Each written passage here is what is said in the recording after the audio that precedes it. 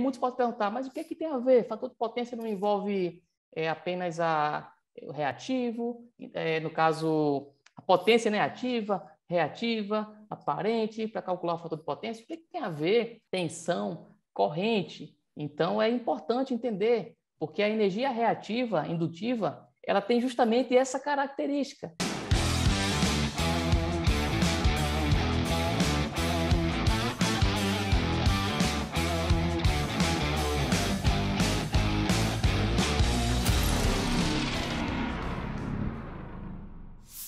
Seja muito bem-vindo a mais um podcast Elétrica é o Poder. Um podcast que vai ajudar você, profissional da engenharia elétrica, a ser reconhecido no mercado e a viver bem da profissão. Eu sou o Kelvin. Eu sou o Anderson e hoje promete, hein, Kelvin? Vamos com tudo? Vamos embora, rapaz. E o tema do episódio de hoje é continuação do podcast anterior, como corrigir fator de potência na presença de sistemas fotovoltaicos. Hoje, nós vamos trazer os conhecimentos técnicos que você precisa saber para começar a empreender nessa área. E aí, Anderson? Então, olha, é bom, vocês que estão nos ouvindo e assistindo, já prepara aí caderno, caneta e a mente, que hoje vamos botar esse cérebro para cozinhar. Quando se fala de a parte técnica em si, não tem para onde correr, né? A parte técnica da engenharia vai envolver cálculo, vai envolver fórmula, e o grande desafio, Kelvin, vai ser transmitir todo esse conhecimento pensando no ponto de vista apenas em quem está apenas ouvindo, né? Esse vai ser um grande desafio, mas eu tenho certeza que vai fluir super bem. Então, já prepara aí a tua mente, papel e caneta, e vamos para cima. Mas essa galera aí, eu sei que o pessoal da engenharia, da eletrotécnica, tem a mente aguçada, vai conseguir capturar. Já são acostumados a sofrer, né? Grande parte das informações aqui vão... É uma turma que já é acostumada a sofrer já, né? Já sofreram 5 anos na academia. Rapaz, então é isso aí. Vamos tirar de letra. É um tempo bom, é um tempo bom. Aprendizado é sempre bom. Então, Anderson, para começar aqui, mais um podcast, o que eu preciso saber de conhecimento técnico para entender como trabalhar na consultoria de CFP solar, correção de fator de potência na presença de sistemas fotovoltaicos? Excelente tópico para iniciar e já começando, hein? E antes de falar sobre esse primeiro tópico, Kelvin, só lembrando aí, para quem está nos assistindo no YouTube, se você ainda não é inscrito no canal, se inscreve no canal, deixa o teu joinha, o teu like e aperta o sininho para toda vez que postarmos novos episódios, você receber a notificação, ser notificado. E para vocês que estão nos ouvindo aí nas plataformas de stream, Google Podcast, Apple Podcast, Spotify, compartilha com pelo menos 3 amigos seus, tá bom? Clica aí, olha, no aviãozinho, compartilha no grupo de WhatsApp aí dos seus amigos engenheiros eletricistas, eletrotécnicos, e será um enorme prazer estar compartilhando aí esse conteúdo com vocês, tá bom? Então, não se esquece aí, se inscreve e vamos para cima, Kelvin.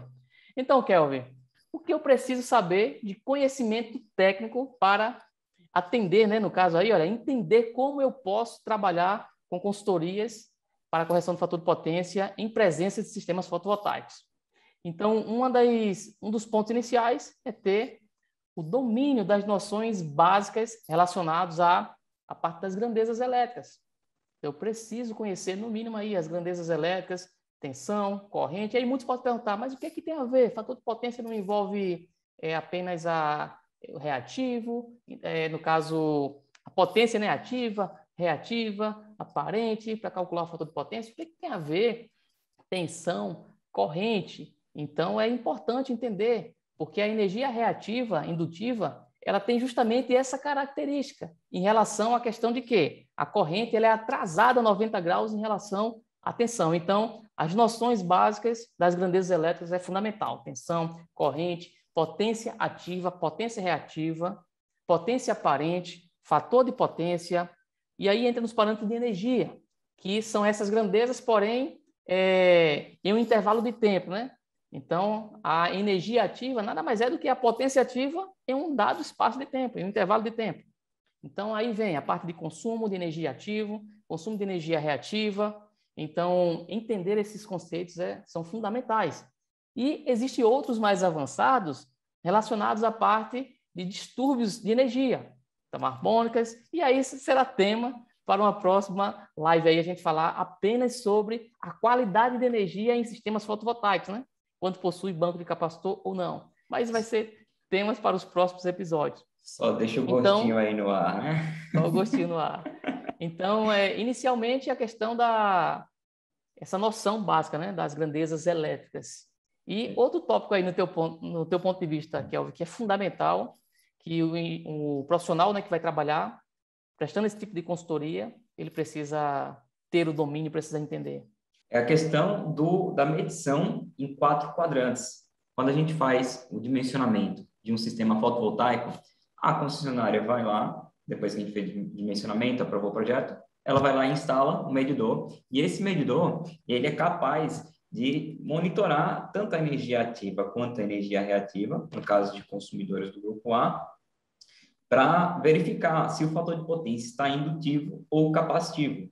Então, basicamente, esse medidor verifica o seguinte: se a concessionária está fornecendo energia reativa para o consumidor, então, independente se a energia ativa está sendo demandada da concessionária ou o sistema fotovoltaico está injetando na rede, esse fator de potência vai ser indutivo, certo?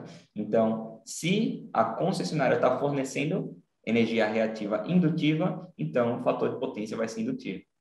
Se, pelo contrário, a concessionária estiver recebendo energia reativa, nesse caso capacitiva, independente se ela está fornecendo energia ativa ou recebendo energia ativa, o fator de potência vai ser capacitivo. Então, daí a gente já entende que o sistema fotovoltaico, se ele está injetando potência ativa e mesmo assim a carga está demandando energia reativa, a gente vai ter um fator de potência indutivo, e durante aquele período que o sistema fotovoltaico está gerando, a gente sabe que o fator de potência abaixo de 0,92 indutivo é cobrado multa. Então, a gente tem que tomar atenção nesse ponto. E é interessante você falar isso, porque quem já é do mercado fotovoltaico já sabe que a concessionária, sempre que ela vai realizar, né, a ligação do sistema fotovoltaico, fazer a conexão ao sistema, uma das primeiras coisas que a concessionária faz antes de ligar é substituir o medidor, né? Então, como o Kelvin deixou muito bem frisado aí. Então, olha, entender que a concessionária vai substituir o medidor, vocês já sabem. Até muitos já sabem que a concessionária instala um medidor bidirecional. Mas, principalmente, consumidores do Grupo A, que são passíveis de pagar multa por energia reativa excedente, isso daí é estabelecido pela Resolução 1000 da ANEEL. Então, no seu artigo 302, você consegue observar o 302 no momento que a gente está gravando esse podcast, né? Lá na frente, como essas resoluções sofrem várias alterações, possa ser que mude. Mas, nesse exato momento, o artigo 302, 303, você consegue observar os parâmetros que os consumidores do Grupo A são passíveis de pagar multa por energia reativa se transgredir o fator de potência de referência, que é 0,92. Então, quando se trata de medições bidirecionais, né, que é o medidor que mede a 4 quadrantes, não é isso, Kelvin? Exato. Como você bem frisou aí, o engenheiro consultor, o eletrotécnico que vai trabalhar com sistemas fotovoltaicos, que vai ser instalado junto à carga, principalmente, precisa ter essa atenção, porque quando se tem esse cenário, né, o sistema fotovoltaico junto à carga, e na carga do cliente, o cliente possui equipamentos com características de cargas indutivas, motores, compressores e outros, né, reatores e outros equipamentos que trabalham com esse princípio de funcionamento. Se o sistema fotovoltaico, durante o período da geração, ele vai injetar energia ativa, essas cargas que têm características de funcionamento indutivo, ela, para o seu funcionamento, ela solicita do sistema o quê? Energia ativa e reativa. Se a ativa é atendida no momento da geração fotovoltaica, né, durante o período do dia, né, de geração, se vai estar sendo atendida pelo sistema fotovoltaico com a energia ativa, alguém vai ter que atender a energia reativa. E esse alguém vai ser a concessionária. Até pode, que muitos falam o seguinte, Kelvin, mas Anderson, eu vi que o inversor do sistema fotovoltaico é possível parametrizar o fator de potência do mesmo para que ele possa injetar também energia reativa capacitiva, para compensar esse reativo indutivo do sistema. Aí muitos perguntam, não é melhor eu fazer isso no lugar de dimensionar o banco capacitor? E a resposta é o seguinte, utilizar um sistema fotovoltaico para corrigir reativo indutivo não é um bom negócio, por quê? Você, primeiro, se você parametriza o seu inversor para que ele possa injetar reativo capacitivo, isso vai diminuir a sua capacidade de injetar energia reativa. Então, olha só, se o cliente ele compra, implanta, investe em um sistema fotovoltaico para que ele possa, de fato, estar fazendo essa compensação do que ele está consumindo de energia ativa, não faz sentido ele perder essa performance na sua geração de consumo ativo para atender o reativo. Em outras palavras, utilizar o sistema fotovoltaico para corrigir o fator de potência é como se você estivesse instalando um banco de capacitor caro demais. Ou seja, o sistema fotovoltaico é uma solução muito cara para corrigir o fator de potência. Porque, nesse caso, ou teria que sobredimensionar o sistema fotovoltaico, ou seja, dimensionar com a potência superior para compensar esse reativo, e vai custar muito mais caro para o cliente fazer essa compensação, aumentar o tamanho do sistema fotovoltaico, do que, de fato, dimensionar como deve ser dimensionado um banco de capacitor. No caso, né, corrigir como deve ser, né, que é através de instalação de bancos de capacitores. No final das contas, se a gente colocar numa ponta da caneta, o banco de capacitores vai ser muito mais viável, economicamente falando, do que implementar mais placas lá no projeto, no sistema, né, do sistema fotovoltaico em relação à instalação do banco de capacitores. Perfeito, Anderson. E sobre essa parte da medição dos 4 quadrantes, para ficar mais claro, Kelvin, poderia dar algum exemplo desse funcionamento que você falou, né? Quando a concessionária ela recebe energia ativa e ela fornece reativo, o fator de potência fica indutivo. Poderia, para ficar mais palpável, dar algum exemplo com números, exemplificar melhor como é que é esse funcionamento no ponto de vista do medidor a 4 quadrantes? Perfeito, Anderson. Em relação a uma unidade consumidora que não possui sistemas fotovoltaicos anteriormente, certo?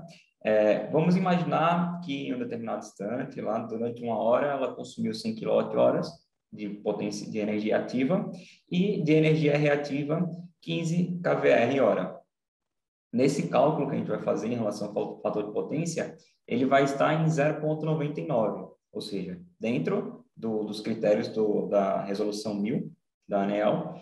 Só que, se o cliente instalar um sistema fotovoltaico, que ele compensar, por exemplo, nesse caso que a gente deu, 80 kWh naquele determinado período, ou seja, a carga estava consumindo 100 kWh, o sistema injetou 80 kWh e a carga ainda estava consumindo os 15 kVr/hora.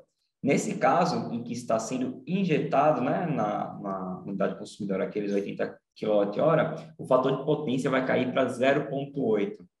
É por isso que a gente tem que corrigir o fator de potência, trabalhar melhor nessa solução para entender como é que a gente deve dimensionar e instalar um banco de capacitores para corrigir o fator de potência nesses casos. No caso em que o sistema está gerando mais do que se consome dentro da unidade consumidora, essa potência ativa vai ser injetada na rede, a gente imagina um fluxo negativo, né? Saindo da unidade consumidora para a rede.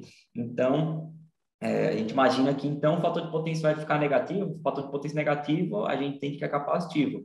Mas o medidor da concessionária, ele analisa justamente o que a gente falou.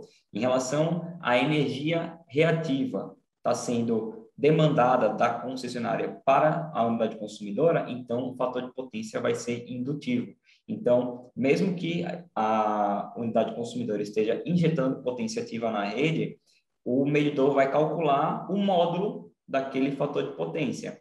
Ele vai, de fato, analisar se a energia reativa está sendo consumida pela carga ou a carga está injetando energia reativa na rede.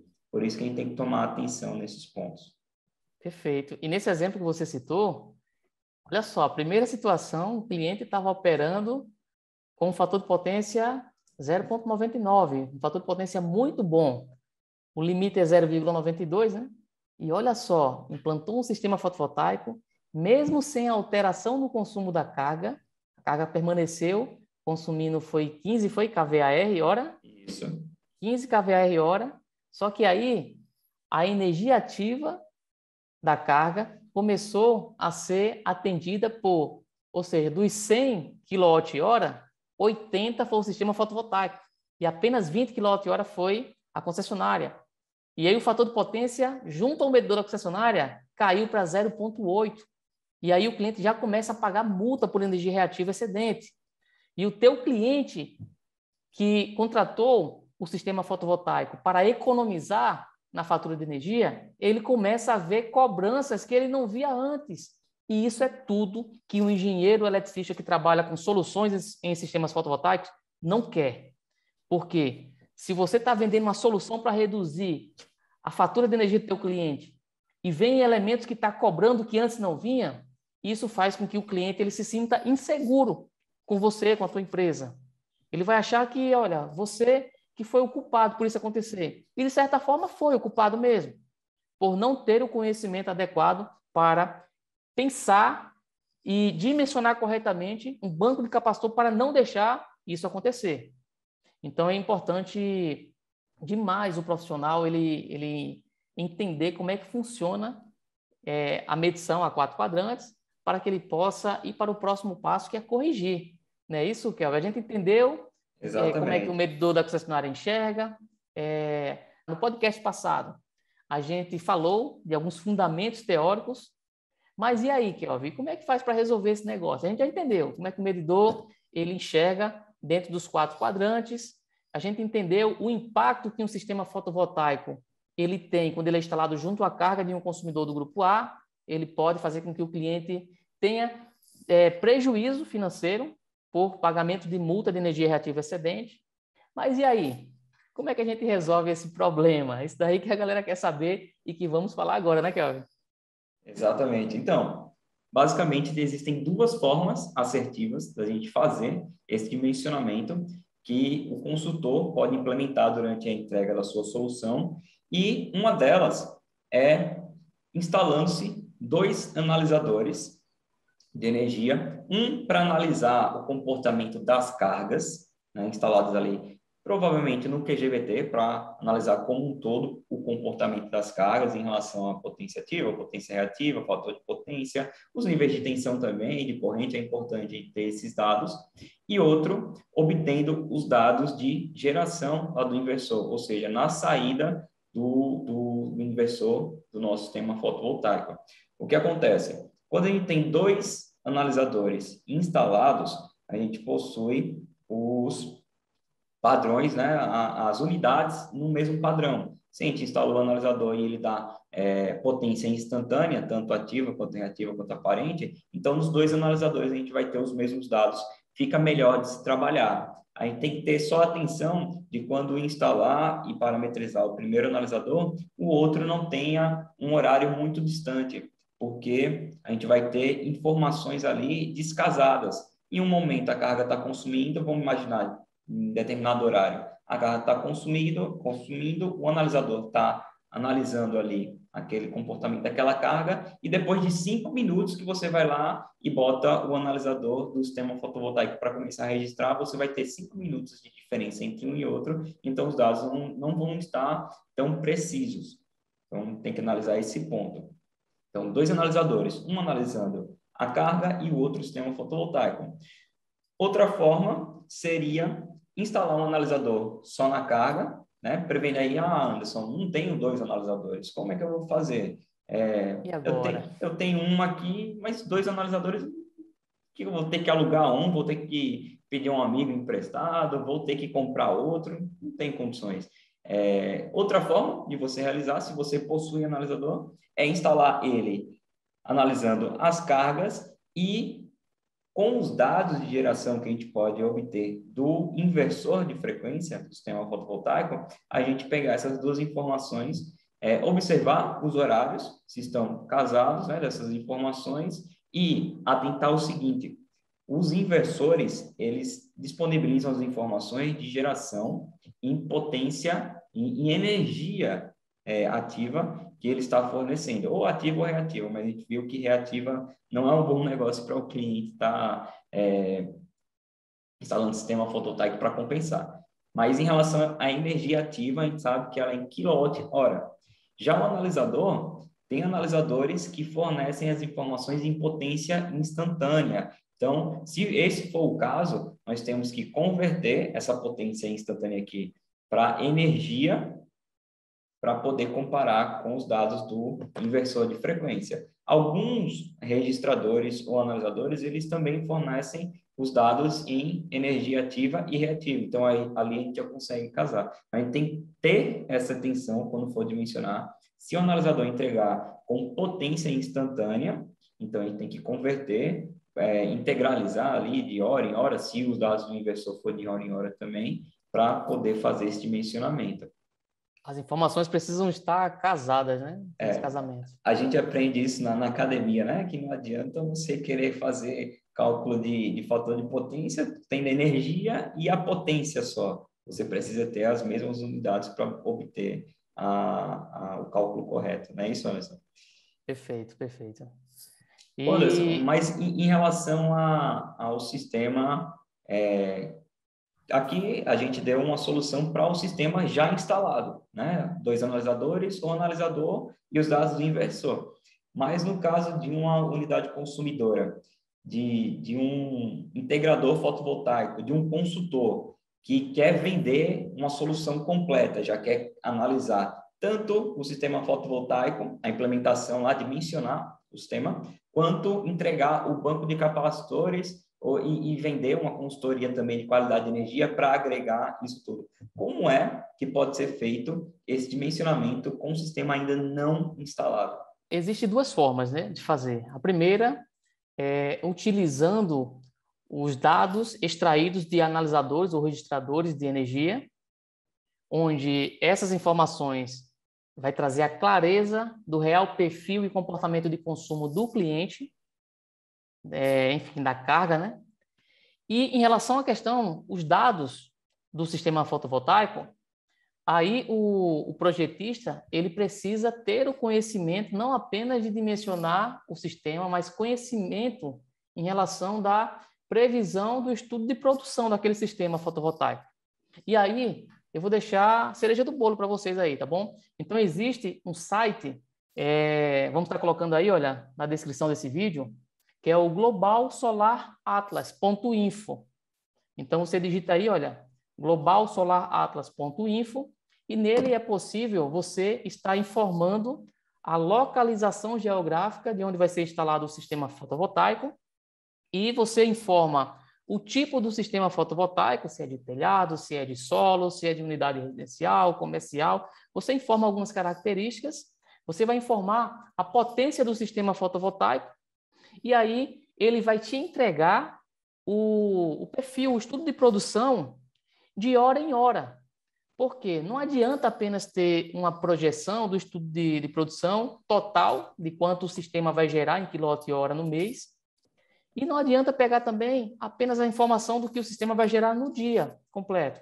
Por quê? Como é que funciona o medidor da concessionária para que ele possa medir e registrar o consumo reativo e o consumo ativo também? Então, ele mede no intervalo de integração de hora em hora. Então, a cada 1 hora, a concessionária ela integraliza esses dados nesse período de 1 hora e verifica a energia ativa, a energia reativa, realiza o cálculo do fator de potência. Se o fator de potência estiver abaixo do 0,92, ele vai estar registrando esses valores. Então, como o medidor ele faz esse cálculo de 1 em 1 hora, não adianta pegar, querer dimensionar o banco de capacitor, querer calcular o fator de potência com os dados total do consumo do mês. Não funciona. Tem gente que quer corrigir fator de potência apenas com a fatura de energia. Não funciona. Não funciona porque aquele valor da potência reativa, da energia reativa, pode ter sido ocasionado pelo funcionamento de um equipamento específico que foi ligado apenas durante 5 horas em um dia do mês. Então, não tem como você ter esse parâmetro. Então, no mínimo, tem que dimensionar utilizando o intervalo de integração de 1 hora. Então, nesse site que eu falei, é possível ter essa projeção naquela localização geográfica, naquele ponto específico, com a característica do sistema fotovoltaico que você informou, você tem um estudo de produção, de hora em hora. Qual a projeção? E isso ele dá de acordo com os horários de geração, digamos assim, o horário de radiação solar, onde o sistema vai estar, de fato, gerando, produzindo, e ele dá também os valores justamente desse consumo de hora em hora. Então, se você tem essas informações do período solar, ali, período de geração solar, e você tem os dados do perfil de consumo real do cliente, você consegue estar fazendo o lançamento e o tratamento desses dados. A gente até disponibiliza no nosso programa de treinamento, o especialista em consultoria elétrica, que a gente entrega aos nossos alunos, é justamente uma planilha onde ela já é otimizada para esse tratamento de dados, onde você informa essa produção prevista do sistema fotovoltaico, ou seja, o consumo que ele vai estar injetando, vai estar gerando, consumo ativo.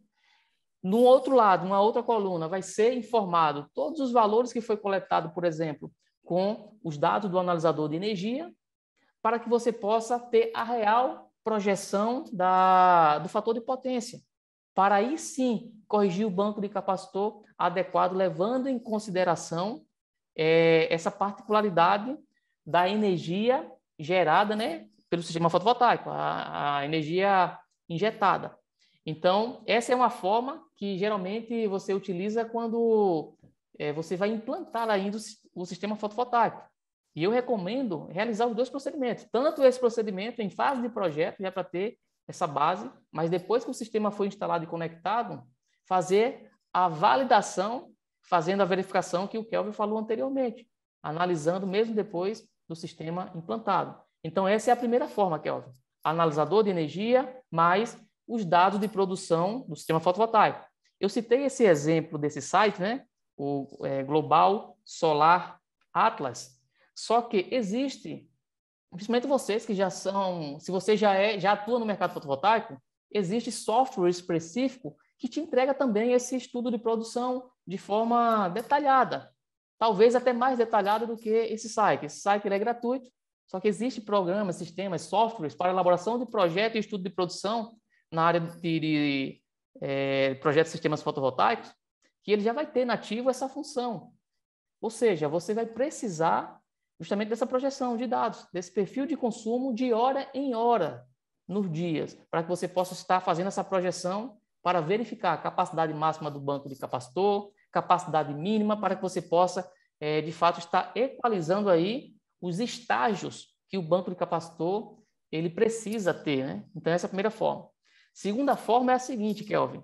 A segunda forma é, se o consumidor, principalmente se ele é um consumidor do grupo A, você consegue, antes de instalar o sistema fotovoltaico, você solicita os dados de memória de massa. O que seria isso? Os dados de memória de massa é um relatório analítico de consumo, de fator de potência e de demanda que a concessionária ela fornece. E quando eu falo consumo ativo e reativo. Então, a resolução 1000 da ANEEL, ela estabelece que as concessionárias elas têm a obrigação de fornecer esses dados de memória de massa quando solicitada pelo cliente. Vai ter situações onde o cliente ele vai pagar uma taxa que muitas das vezes não chega nem a R$100. Então, compensa fazer esse investimento para quem não tem um analisador de energia, por exemplo. E aí a concessionária ela vai estar entregando esse dado de memória de massa. Se a concessionária já tiver uma comunicação remota com o medidor do cliente, essa taxa ela vai ser zero, o cliente não paga nada. E a concessionária envia esses dados via e-mail e através desses dados temos uma outra planilha, é a planilha para correção do fator de potência, né? Planilha suprema de correção do fator de potência, que ela já é otimizada para que você pegue esses dados, lance nela, para que ela já possa fazer esse tratamento de dados para dimensionar o banco de capacitor correto. Então, a segunda forma, utilizando o dado de memória de massa, mais as informações do estudo de produção do sistema fotovoltaico. Perfeito, Anderson. Tá, a gente dimensionou lá a solução, fez todo o levantamento, mas qual tipo de banco eu devo instalar? E como eu corrijo esse fator de potência? Quais são as possibilidades? Aí é uma grande incógnita, né? Primeiramente, quais são os tipos de bancos, né, que existem para a gente poder entender qual a melhor aplicação, né, a gente pode fazer, né? Então, existem 3 tipos de banco de capacitores principais, que eu denomino eles banco de capacitor fixo, banco de capacitor programável e o banco de capacitor automático. O banco de capacitor fixo é aquele que ele fica ligado 24 horas. Então, eu instalo o banco capacitor, ligo o disjuntor, que aciona já o seu contactor específico, né, para capacitor, junto com a célula, e fica ligado 24 horas. Esse é um banco fixo. O banco programável, ele é o banco fixo, porém acionado por um programador diário semanal, onde o programador diário semanal ele funciona como se fosse o despertador do relógio. Você coloca o relógio para despertar de tal horas, e então o programador, você parametriza o relógio do mesmo para que ele possa ligar em um determinado horário que você optou, escolheu, e também para que ele possa desligar em um outro determinado horário. E isso você consegue fazer várias programações para ligar, várias programações para desligar, pode escolher dias específicos da semana, então você consegue estar fazendo essa parametrização. Então, por isso o nome, o banco de capacitor programável. Já o banco de capacitor automático, como é que ele funciona? Ele funciona, ele tem vários estágios, mais de um estágios.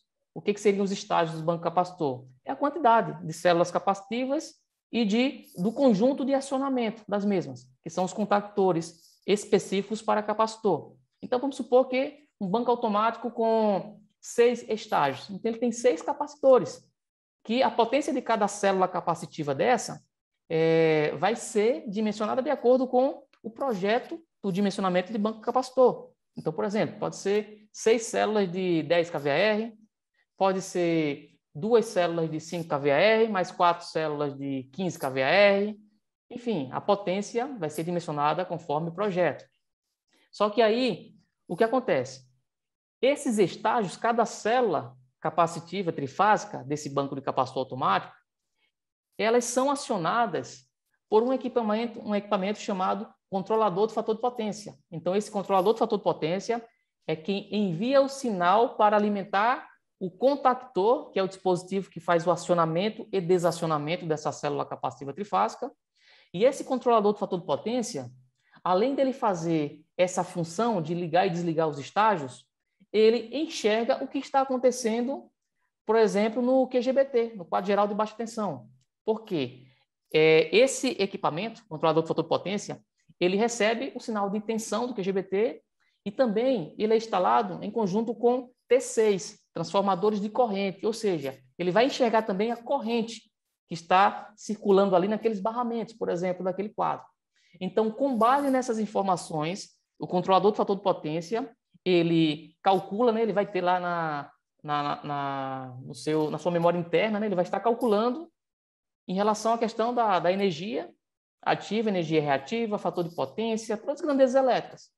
Só que ele vai estar enxergando isso em tempo real e vai tomar a ação de acionar os estágios do banco de capacitor para corrigir, para compensar a energia reativa da carga. Então, esse é o princípio de funcionamento do banco de capacitor automático. Só que funciona muito bem esses 3 cenários, esses 3 tipos de banco capacitor. Principalmente o banco de capacitor automático funciona muito bem quando não se tem um sistema fotovoltaico, né, Kelvin?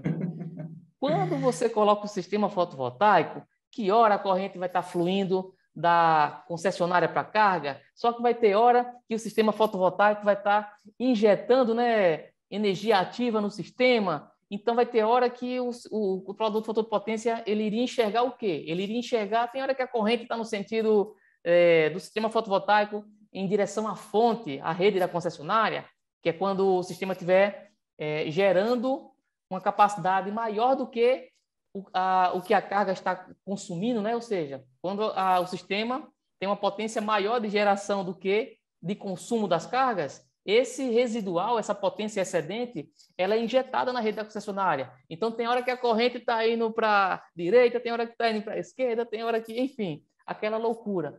E aí, quando isso acontece, o controlador do fator de potência, a maioria dos que tem no mercado, que eu pesquisei até no momento da gravação desse podcast, eles não medem de forma, como o Kelvin falou, bidirecional, como o Kelvin explicou anteriormente, muito bem aí, sobre o medidor, a medição bidirecional, que mede a 4 quadrantes.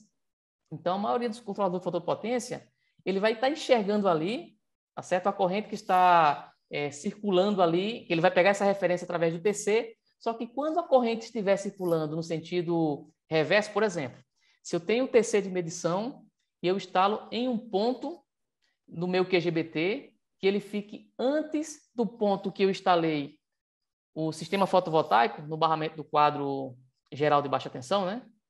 Então, instalei o sistema fotovoltaico no barramento do quadro do QGBT. Só que eu instalei os meus T6 antes, e quando eu falo antes é sentido fonte, sentido a rede da concessionária. Então, se eu instalo antes, na hora que, por exemplo, período da noite, o sistema fotovoltaico não está gerando, todo o consumo das cargas está sendo atendido pela concessionária, então o controlador de fator de potência vai funcionar perfeitamente.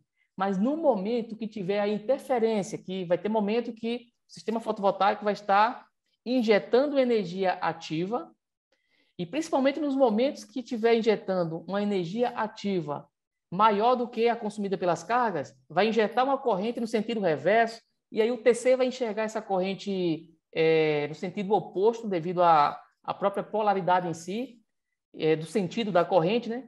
E aí vai trazer informações equivocadas para o controlador do fator de potência, que, por sua vez, ele não vai conseguir realizar corretamente a sua proposta de funcionamento, que é acionar e desacionar, ou seja, ele vai receber informações equivocadas e ele não vai conseguir ligar e desligar os bancos de capacitores de acordo com a necessidade real para compensar o reativo indutivo. Pelo fato dele...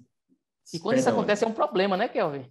Pelo fato dele não entender justamente essa medição em 4 quadrantes, não compreender o fluxo de potência reativa, se está sendo no sentido concessionária carga ou carga concessionária, esse fluxo negativo de corrente, ele no algoritmo do controlador, ele calcula como se a potência ativa estivesse negativa. Então, se a gente jogar a potência ativa negativa lá na equação para cálculo do fator de potência, a gente tem um fator de potência negativo. E fator de potência negativo, a gente entende que é capacitivo. Então, o controlador de fator de potência, nesse instante, não vai injetar as unidades capacitivas para corrigir o fator de potência. Então, daí que vem o problema. Aí, o integrador fotovoltaico pode estar pensando, mas eu dimensionei uma solução e eu tenho certeza que ela não vai injetar potência ativa em instante algum lá do momento que ela está gerando. Nesses casos, então, se você tem essa solução, então você pode instalar o controlador de fator de potência para corrigir ali do sistema fotovoltaico para frente, né? Para frente, exato. Da medição para frente, vai pegar sistema fotovoltaico e cargas. Agora, se você não tem 100% de certeza, então, como é que a gente faz essa correção aí, Anderson? Qual o equipamento que você indica para utilizar no dimensionamento do banco de capacitor para essa consultoria? Maravilha. Existem 2 estratégias. Existe uma mais econômica e existe uma mais onerosa, porém eficiente. A primeira estratégia, antes de falar dela, né, a gente falou anteriormente que se eu tenho a minha carga, o Kelvin até explicou aí, né, se eu tenho minha carga consumindo 100 kWh, energia ativa, e 15 kVAr, energia reativa, e se eu tenho o meu sistema fotovoltaico desligado, esse consumo está sendo solicitado 100% da rede da concessionária. Mas se essa minha carga, né, a mesma carga, está solicitando 100 kWh de consumo e 15 kVAr de consumo reativo, né, e os 100 kWh de consumo ativo, e se eu tenho um sistema fotovoltaico gerando e injetando, por exemplo, aí, 80 kWh, ou seja, energia ativa, a concessionária vai ficar suprindo com a maior necessidade de reativo. E isso vai fazer com que o fator de potência, no ponto de vista do medidor, o que o medidor da concessionária está enxergando, vai fazer com que o fator de potência fique muito baixo.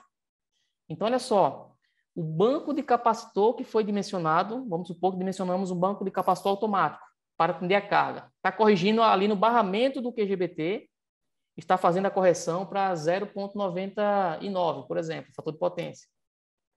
Só que, naquele ponto ali, está corrigindo. Só que antes, devido a ter a interferência da injeção da energia ativa pelo sistema fotovoltaico, então antes o fator de potência não vai ser o mesmo.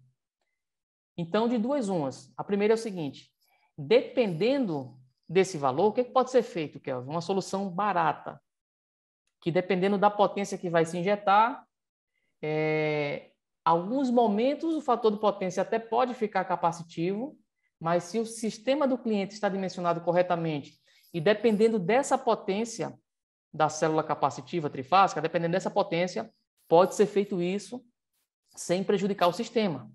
Ou seja, que seria a instalação de um banco programável, um banco de capacitor programável. O que seria isso, por exemplo? Vamos supor que, depois de corrigido as cargas, o fator de potência das cargas, verificou-se que ainda teve um residual que um banco máximo de 10 kVAR, um banco de capacitor de 10 kVAR, por exemplo, atenderia no ponto de vista do medidor da concessionária, para compensar essa energia reativa vista no ponto de vista do medidor, né? Porque já tem uma quantidade de energia reativa capacitiva no banco automático que está corrigindo apenas as cargas. Só que antes do QGBT, eu posso estar instalando esse banco de capacitor programável. Eu vou programar, no caso aqui, o profissional pode programar no período que o sistema fotovoltaico está em funcionamento, e como o sistema fotovoltaico vai ter momentos que, de acordo com a irradiação solar, aumenta, diminui, ele aumenta e diminui a sua potência instantânea injetada de geração, digamos assim. Então, no momento que, vamos supor, está passando aí, olha, a nuvem, está nublado, teve alguma alteração, então mesmo nesse momento que a injeção de energia ativa diminua e que, nesse caso, necessariamente, vamos supor que diminuísse a necessidade de ter esse banco de capacitor fixo, só que mesmo esse banco de capacitor programável, só que mesmo assim ele estando acionado e ligado, vamos supor que o fator de potência, nesse período, ele fique capacitivo.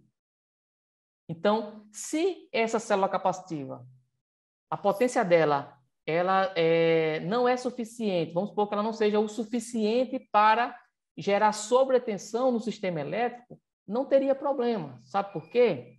Porque depois de 6 horas da manhã até meia-noite, é chamado período indutivo. Então, nesse período, a concessionária não cobra reativo capacitivo em excesso. E aí muitos podem pensar, então eu vou empurrar capacitor nesses horários e tudo bem. Não, não está tudo bem. Porque o reativo capacitivo, da mesma forma que o reativo indutivo é ruim, o capacitivo também é ruim em excesso. Tudo em excesso é ruim. Então, por isso tem que ter essa dosagem. Então, por isso que não pode empurrar capacitor à torta e à direita no sistema elétrico. Tem que dimensionar, pois ele pode gerar outras perturbações. Uma delas é sobretensão. É uma das finalidades. Por exemplo, banco de capacitor nas subestações da concessionária, eles têm um barramento que é conectado lá na subestação, na parte de 3.8, que uma das finalidades principais não é nem corrigir fator de potência, é elevar o nível de tensão no barramento da subestação em alguns horários. Então, olha só, o capacitor ele tem essa particularidade, elevar o nível de tensão também. Só que os capacitores de baixa tensão, com a baixa potência, muitas das vezes, mesmo você deixando o fator de potência capacitivo, ele não gera sobretensões perigosas, ele não chega a gerar sobretensões ao ponto de prejudicar o sistema elétrico. Então, dependendo se essa potência é pequena, né, essa necessidade de capacitivo adicional para corrigir apenas nesse ponto de vista na medição concessionária, pode-se utilizar essa estratégia, um banco programável. E existe uma outra forma mais eficiente, Kelvin. Essa primeira forma fechou? Tá tranquilo? Tranquilo, bem explicado. Pronto. vamos agora para a segunda forma. A segunda forma é a forma mais eficiente. Existe no mercado controladores de demanda. Por exemplo, a Embrasul tem um controlador de demanda, se eu não estiver enganado, a referência dele é GDE 4000. Se eu não estiver enganado, é isso. Mas, enfim, ele é um controlador de demanda. O princípio do controlador de demanda é o quê? Ele vai enxergar a demanda da instalação elétrica e é possível parametrizar no mesmo um set point de demanda. O que seria esse set point da demanda? Seria o seguinte, vamos supor que o cliente ele tem uma demanda contratada de 1000 kW. E aí, se ele ultrapassar a demanda, a gente sabe através dos conhecimentos de gestão de modalidades tarifárias. Então, olha, o consultor especialista em gestão de modalidades tarifárias, ele tem um domínio, né, desse assunto, ele sabe que o cliente ele vai pagar demanda de ultrapassagem, que essa demanda de ultrapassagem, praticamente ela custa 3 vezes o valor da tarifa. Por quê 3 vezes? Porque além de pagar a multa, que é o dobro da tarifa, ainda paga o excedente com a tarifa normal, então, de certa forma, é como se fosse 3 vezes o valor da tarifa. Então, empresas não querem pagar demanda de ultrapassagem, porque não é viável, economicamente falando. Então, uma das formas que o engenheiro consultor ele pode fazer para garantir que o cliente ele não venha pagar multa por demanda de ultrapassagem é instalando controladores de demanda, onde esse controlador de demanda ele tem várias saídas a relé, que vai mandar o sinal para dar um trip, por exemplo, em disjuntor, em contactores, para ele desligar algumas cargas. Então, por exemplo, uma grande indústria, ela pode ter alguns setores, alguns departamentos, algumas cargas, alguns setores que têm ar-condicionado, por exemplo, que eu posso parametrizar no controlador de demanda, informando o seguinte, olha, quando a demanda chegar em 90% da minha demanda contratada, ou seja, quando chegar em, sei lá, 95%, em 950 kW, eu preciso que você derrube aquele setor, um setor que tem ar-condicionado, que não seja um setor essencial para prejudicar o funcionamento da empresa.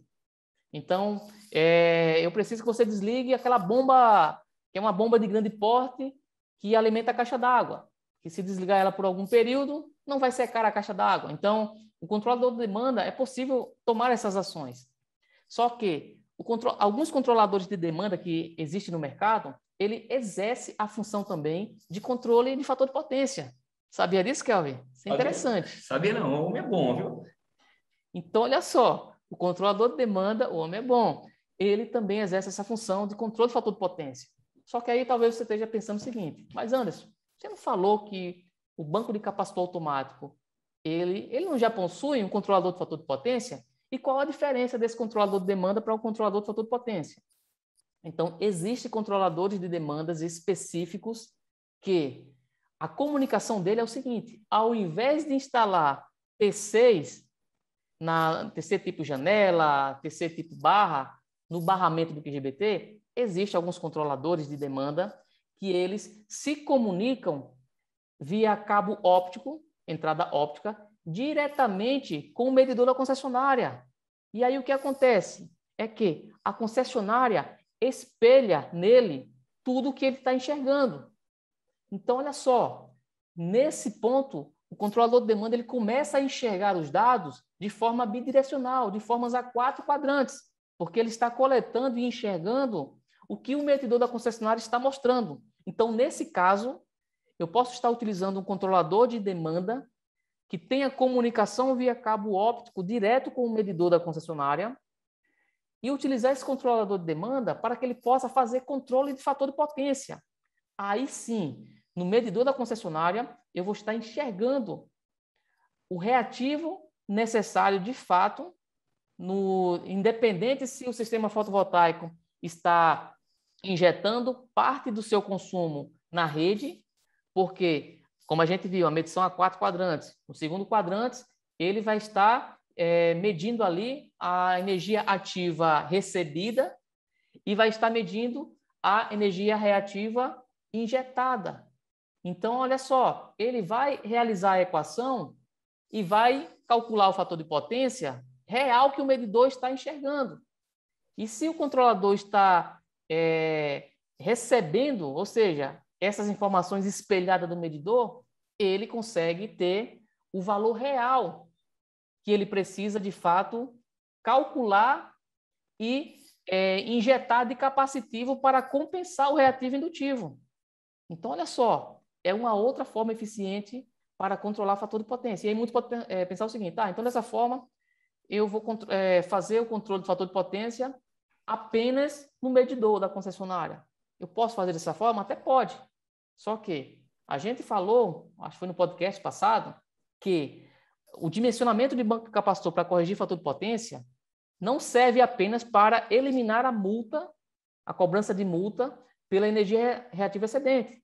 Serve para melhorar a qualidade de fornecimento de energia. Qualidade de energia, na verdade, da instalação elétrica do cliente.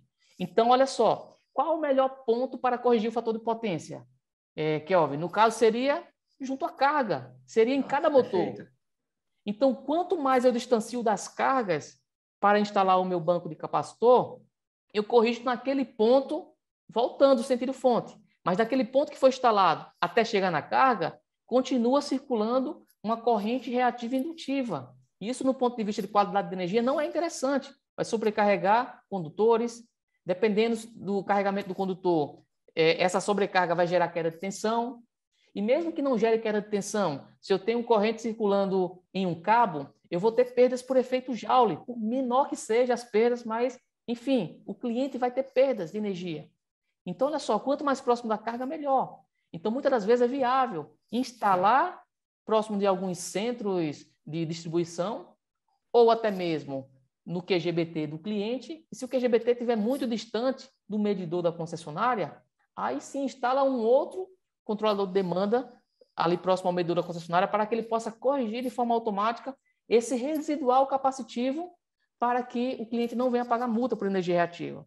Então, as duas formas, a forma mais eficiente, a forma mais econômica, as duas funcionam desde que o engenheiro eletricista tenha o domínio dessa informação para corrigir da forma correta. Porque se corrigir da forma incorreta, vai gerar mais problemas do que solução para o cliente.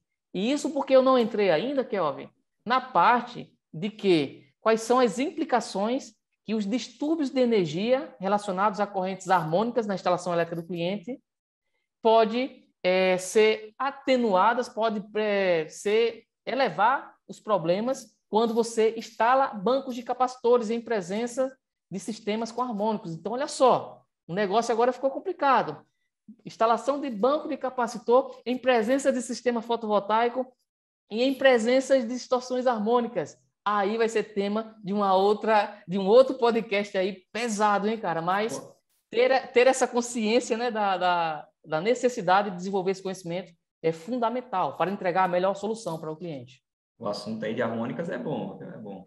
Então, resumindo, a gente tem banco programável, a depender aí, se for uma quantidade de reativo capacitivo necessário para corrigir pequena, né, ali, intermediário, controlador de demanda, aí fica uma dúvida, Anderson.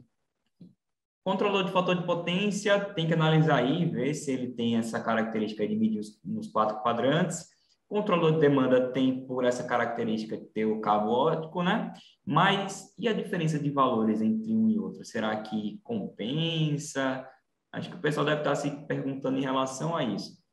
Por ser um equipamento melhor, que tem mais características, controla a demanda, controla o fator de potência, deve ser um pouco mais caro, né? Varia muito esses valores aí, comparados entre os dois equipamentos? Em termos da diferença de preço entre um controlador de fator de potência e um controlador de demanda, por exemplo, a última vez que eu pesquisei, o controlador de demanda ele tinha um valor que praticamente era o dobro do preço de um controlador de fator de potência. Só que aí não se trata de preço, o que é mais viável um ou outro. Se trata o seguinte, um consegue atender a solução e o outro não consegue atender a solução. Mas era praticamente o dobro. Acaba economizando um pouco, porque o controlador de fator de potência você precisa utilizar TC, e já no controlador de demanda não precisa, pois a comunicação vai ser via cabo óptico direto com a medidora concessionária. E esse cabo ele já está incluso praticamente. Então, para você ter uma ideia de valores de um fornecedor específico, da última vez que eu pesquisei, por exemplo, um controlador de fator de potência estava na faixa ali de 2.200, um controlador de fator de potência com 12 estágios e trifásico, e em relação a um controlador de demanda trifásico, estava na faixa de 4.200. Então, pegando o controlador de fator de potência, somando com os T6, vamos supor que chegue a uns 2.600, 2.800, e o controlador de demanda 4.200. Então, essa é a diferença de preço, né? Mas, como se trata de uma solução específica, então vale a pena, né? A instalação do controlador de demanda.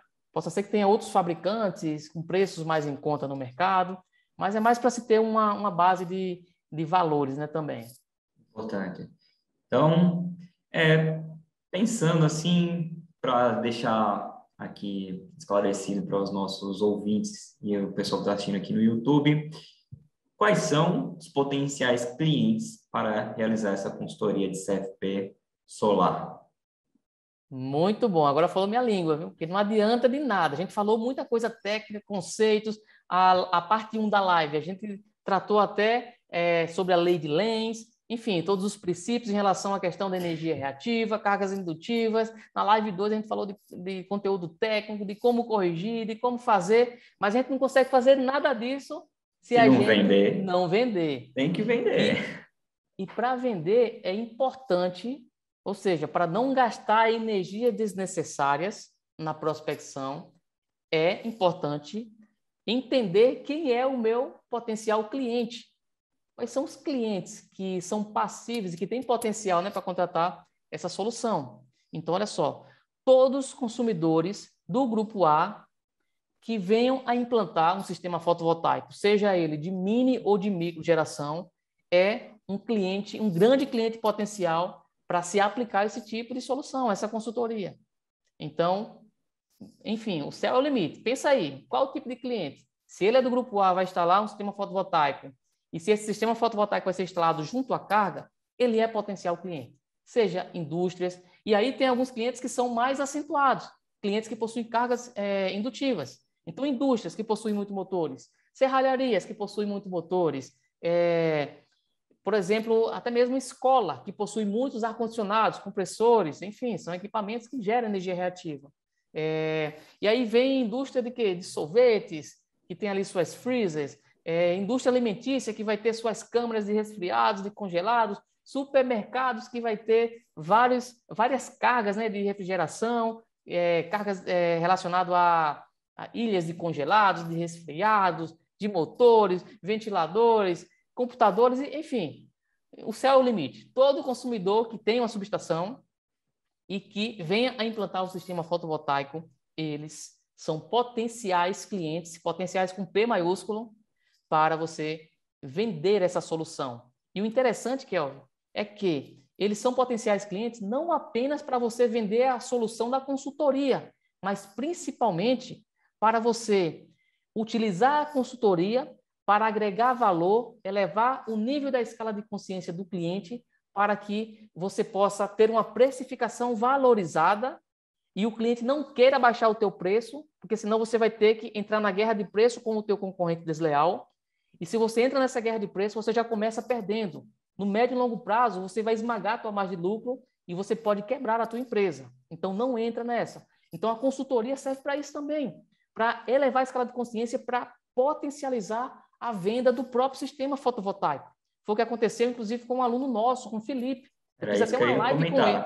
Eu fiz até uma live com eles. Felipe, com menos de 30 dias do treinamento, ele era da turma 1 do treinamento especialista em consultoria elétrica. E ele falando, Anderson, a estratégia que eu utilizei, que você ensinou sobre as consultorias, para agregar um outro produto, eu fiz justamente o que você falou. Então, quando eu entreguei o relatório de qualidade de energia, principalmente na parte de dimensionamento de banco capacitor e análise de gestão de modalidades tarifárias, o cliente foi encantado de tal forma que o cliente, ele desconsiderou todas as outras propostas que ele tinha na mesa para fechar com o Felipe.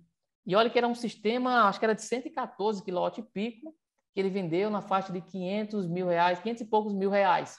Então, olha só. O pessoal pode estar pensando, deve ter descartado porque as propostas eram mais caras do que a do Felipe. Pelo contrário. Felipe estava entre as propostas de valores mais elevados ali, estava brigando com os que estavam com valores mais elevados. Porque o Felipe elevou tanto a escala de consciência na mente do cliente, que primeiro o cliente já descartou os que estavam baratos demais.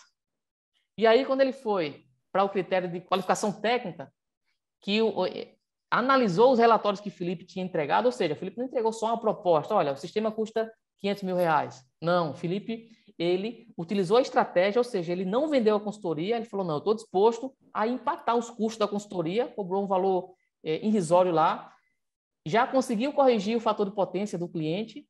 Então, olha só, antes de implantar o sistema fotovoltaico, o Felipe já trouxe aproximadamente, só de energia reativa, uma economia de mais de R$700 para o cliente. É pouco, mas é uma economia. E conseguiu também, vai estar ajustando ali a demanda do cliente. O cliente estava pagando demanda não complementar. E aí já ele utilizou, olha, o conhecimento de correção de fator de potência, depois utilizou o conhecimento do treinamento de gestão de modalidades tarifárias, corrigiu, também adequou em relação à questão do valor que o cliente estava pagando a mais, da demanda não consumida, né, na verdade. E aí o cliente, ele conseguiu fazer o cliente economizar quase R$2 mil. Então, isso na hora do cliente tomar a decisão de qual empresa contratar, fica muito mais fácil na mente do cliente. Quem o cliente vai contratar? Quem já me trouxe 2 mil de economia ou quem não me trouxe nada ainda? Então, olha só. E aí, quando o Felipe trouxe todo esse elemento de diferenciação para o cliente, aí foi batata. E aí ele mostrando as fotos, né, tanto dos sistemas que ele montou para corrigir o fator de potência, como principalmente do sistema fotovoltaico, foi muito massa, cara. Eu via nos olhos deles ali aquele brilho nos olhos, de vendo aquela obra, aquela materialização do conhecimento, porque o Felipe, ele é meio que recém-formado. Ele se formou em 2021 como engenheiro eletricista. A empresa dele, ele abriu com um sócio no final de 2020, ou seja, no olho do furacão da pandemia. É uma empresa nova. O Felipe tem 24 anos, porque, contando essa história, dá a entender que o Felipe já tem uns 40 anos e 20 anos de experiência. Parece mesmo. Só que, olha só, Felipe, com praticamente 1 ano de formação, 2 anos de empresa, só que tem uma capacidade técnica que muitos profissionais que têm 40 anos no mercado não têm. Então, foi até interessante essa live para quebrar essa objeção que muitos pensam, eu sou recém-formado, o meu serviço é desvalorizado porque eu sou recém-formado, eu não sou reconhecido no mercado porque eu sou recém-formado. E isso daí é um mito. É possível se tornar um engenheiro eletricista reconhecido no mercado, apesar de ser recém-formado. Precisa o quê? Ter o conhecimento técnico alinhado com as necessidades práticas e reais do mercado. E como é que o Felipe desenvolveu isso? Com esforço, porque não existe milagre. Ele fez o treinamento, ele comprou o treinamento, ele falou que as 2 primeiras semanas, como ele já tinha fechado o cliente, ele teria que entregar aquela solução, ele mergulhou. Em 15 dias, praticamente, ele devorou todo o programa de treinamento. Porque muitos pensam o seguinte, eu vou entrar no programa de treinamento, especialista em consultoria elétrica, e as coisas vão cair do céu, vão acontecer. E não funciona assim. Se o aluno não tiver comprometido em estudar a minha parte, eu garanto que eu entrego 150% da minha parte. Só que existe a outra parte, os outros 50%, que é responsabilidade do aluno. Se o aluno ele entrega 100% dos 50% dele, ele tem resultado. E como é que eu sei disso? Eu sei disso porque toda a estrutura das aulas e todos os materiais que eu entrego para o aluno não foi tirado do livro. São materiais que eu utilizo na prática, na World Electra Soluções. São materiais testados e validados no campo de batalha. E eu entrego o leite 100%. Então, não tem como o aluno não ter resultado.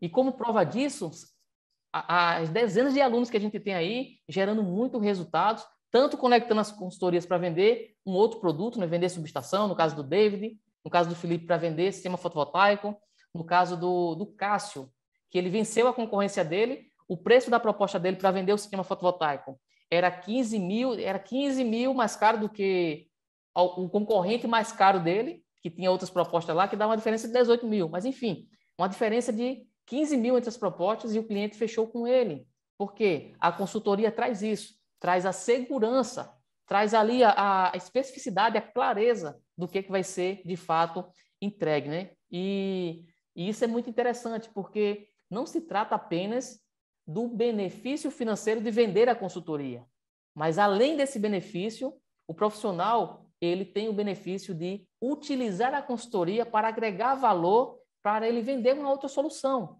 E como a gente está falando do sistema fotovoltaico, para vender sistemas fotovoltaicos, utilizando as consultorias mais rentáveis da área da engenharia elétrica como elemento de diferenciação, é a melhor forma que eu enxergo hoje para elevar a escala de consciência do cliente, para que o cliente possa valorizar e, de fato, pagar o valor justo cobrado ali pelo profissional. Importantíssimo. E é gratificante ver a evolução aí dos nossos alunos em tão pouco tempo, né? Vendendo aí, faturando 500 mil, imagina só, acabou de se formar. 24 anos de idade, hein? Faturando 500 mil, coloca esse valor na frente, assim, 500 mil de faturamento. É milho com força, né? Um bocado de milho. Exatamente. Mas é isso aí, Anderson. No podcast passado, a gente trabalhou lá os conceitos básicos, introduziu o assunto sobre correção de fator de potência e de sistemas fotovoltaicos. Aqui, a gente trouxe o conceito também de como começar a dimensionar, quais são as etapas que estão por trás desse dimensionamento. Trouxemos exemplos aqui de cases reais, mas falta um ponto que também é muito importante, que o pessoal sempre fica se perguntando, né? Quando começa, quando pretende começar, qual é o custo de um estudo em relação à correção de fator de potência em presença de sistemas fotovoltaicos? A precificação geralmente é baseada em quê? E aí eu vou responder de uma forma... Primeiro, eu vou responder de uma forma que ninguém gosta, né? Depende. E é uma forma que ninguém gosta, porém é uma verdade. Só que eu vou tentar ir além, porque como nós gostamos de agradar o nosso ouvinte, então vamos além aí, né? Depende por quê? Depende da situação. Depende do que a consultoria vai possibilitar para o cliente. Se vai possibilitar uma economia muito alta, se vai possibilitar uma economia que não seja muito alta. Então, vai depender também de quê?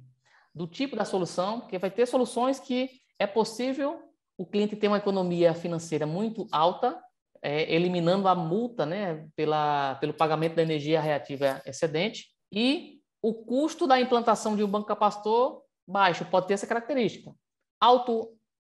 Um alto valor de economia e um baixo custo de equipamentos, por exemplo. Tem unidades que, instalando um banco de capacitor fixo ou programável, já atende. Então, o custo desse tipo de banco é menor. E se o cliente tem uma economia muito significativa, esse é um potencial cliente para utilizar a estratégia de precificação que eu chamo de performance em cima de resultados. E o que seria? Seria um percentual em cima do resultado que você vai proporcionar para o cliente. Do meu ponto de vista, na área das consultorias, essa é a melhor forma para ambas as partes, porque nem o cliente ele tira dinheiro do bolso, é a própria consultoria que vai pagar o serviço da consultoria, e durante um determinado período, além de você colocar dinheiro no bolso do cliente, vamos supor que se você cobra 50% da economia durante 12 meses, vamos supor que a economia do cliente vai ser de 5 mil reais. Então, a consultoria ela vai custar 25 mil mais 5 mil, 30 mil. Vai custar 30 mil reais, por exemplo. Só que não vai sair do bolso do cliente. Durante esses 12 meses, ao invés do cliente pagar esses 30 mil, você que vai colocar 30 mil no bolso dele durante 12 meses. E depois desses 12 meses, o cliente ele vai ter 100% da economia, ele vai ter 60 mil no ano. Então, as consultorias têm essas particularidades. Só que vai ter cenários, Kelvin, que muitas das vezes a economia que vai possibilitar para o cliente é de 2 mil reais ou de 1.000 reais. E muitas das vezes vai ter que implantar um banco de capacitor automático com uma certa quantidade de estágios que, por exemplo, vamos supor que o custo do banco ele vai custar aí 10 mil reais, 8 mil reais, vamos colocar. Então, 8 mil reais de custo que eu vou ter, se o cliente vai economizar 1.000 reais por mês, não faz sentido nem se eu cobrar 100% da economia dele durante 12 meses. Por quê? Vai dar um valor de 12 mil reais, então se o banco ficou ali entre 8, 9 mil, a margem de lucro vai ser baixa. Então, nesse caso, pode-se utilizar alguns formatos e algumas estratégias. Uma delas é o seguinte, o cliente entra com os materiais, ou seja, os custos materiais, e aí o consultor ele pode cobrar um percentual, vamos supor, de 70% da economia durante os 12 meses, apenas para ele fazer o quê? Fazer o estudo e o dimensionamento do banco capacitor, fazer o projeto do dimensionamento do banco capacitor, e, se for o caso, a instalação, a execução. Ou então, se o banco já vem executado, ele pode estar cobrando esse valor apenas para fazer a consultoria em si, que é elaborar o projeto e o dimensionamento do banco de capacitor, né? E vai ter outros cenários que muitas das vezes vai ser mais viável cobrar um valor fixo, cobrar, vamos supor, se ele vai precisar investir em média R$ 8.000 de materiais, vamos supor que ele vai cobrar aí em média 16, 18 mil reais na solução completa. Ele cobra uma precificação fixa, e aí ele pode dividir muitas das vezes em 3 vezes para o cliente. Então, não existe uma regra escrita em pedra. Então, cada caso é um caso, vai depender do cenário. Mas o banco de capacitor, só para se ter uma média, um banco de 50 kVAR, por exemplo, foi um banco de capacitor que o nosso aluno Reginaldo, ele vendeu para o cliente. Foi o primeiro banco de capacitor dele. Ficou feliz da vida quando ele viu o resultado, que ele conseguiu entregar para o cliente ficou feliz, ele ficou feliz pelo resultado e ele vendeu esse banco por R$ 18.000. Banco de capacitor automático de 50 kVAR, esse banco dele. Teve um outro banco de capacitor que eu vendi, que era um banco de 50 kVAR, só que foi utilizado a estratégia de quê? Percentual em cima da economia. E esse banco ele saiu um pouco mais de R$ 62.000, porque a economia era alta e eu cobrei em cima da percentual do resultado. Então, cada caso é um caso, não existe uma precificação única. Vai depender da estratégia, vai depender dos materiais que vai ser necessário, né? Da tecnologia do banco, vai depender justamente, enfim, da economia que essa solução vai trazer.